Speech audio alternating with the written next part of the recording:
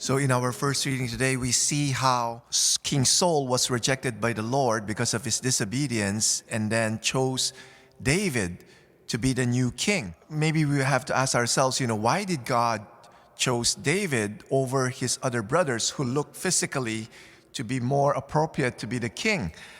God said to Samuel, "For the Lord does not see as mortals see. They look on the outward appearance, but the Lord looks on the heart." So what's in the heart that is most important? And in Acts chapter 13, it says there, "I found David, son of Jesse, to be a man after my heart, who will carry out all my wishes." And we know, right? We know what David did. David committed adultery. David committed crime, murder, to cover up that adultery. So did God get it wrong saying that this David is a man after his own heart? And we know David wasn't perfect. He has his own success and failures, and he did not live a perfect life. But I think when God says, he's a man after his own heart, what he meant there is that his heart is pointed towards God.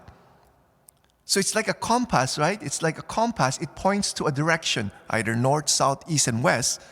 And you follow that direction. You could get lost in the way, but you still go back. You still want to go to that direction. And that's the heart of David. Okay?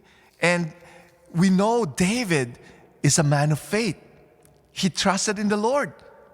We remember this famous battle between David and Goliath, right? Nobody from the Israelites' camp wanted to fight Goliath because they were all so terrified. And then this young boy volunteered himself to King Saul. And what did he say? In 1 Samuel chapter 17, "Who saved me from the paw of the lion and from the paw of the bear, will save me from the hand of this Philistine." You see that great trust, and we know how David was able to defeat Goliath. David also loves to meditate on God's law, and also how he strives his best to really apply the commandments of the Lord in his life, right? Psalm 119 says that, "I find my delight in your commands because I love them. I revere your commandments, which I love, and I will meditate on your statutes." And we know also that David has a repentant heart. When Nathan, the prophet, rebuked him of his adultery, he confessed his sin and says, "Yes, I have sinned against the Lord." And we see how he was really repentant, sorry for his sin. And in Psalm, that's why we have this Psalm 51. It says there, "Have mercy on me, O God, according to your steadfast love. According to your abundant mercy, blot out my transgressions. Wash me thoroughly from my iniquity and cleanse me from my sin. For I know my transgressions and my sin is ever before me." We see how David was tested. And he failed many times, and yet he repented. His heart was directed towards God. So that's why David is a role model for all of us.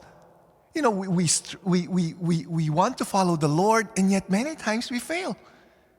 We've committed grave sin also, like David. And yet, we repented. Our hearts are set towards the Lord. Sometimes we get lost in the way. We have our compass, and it's directed towards God. So let's also be called a man and a woman after God's own heart.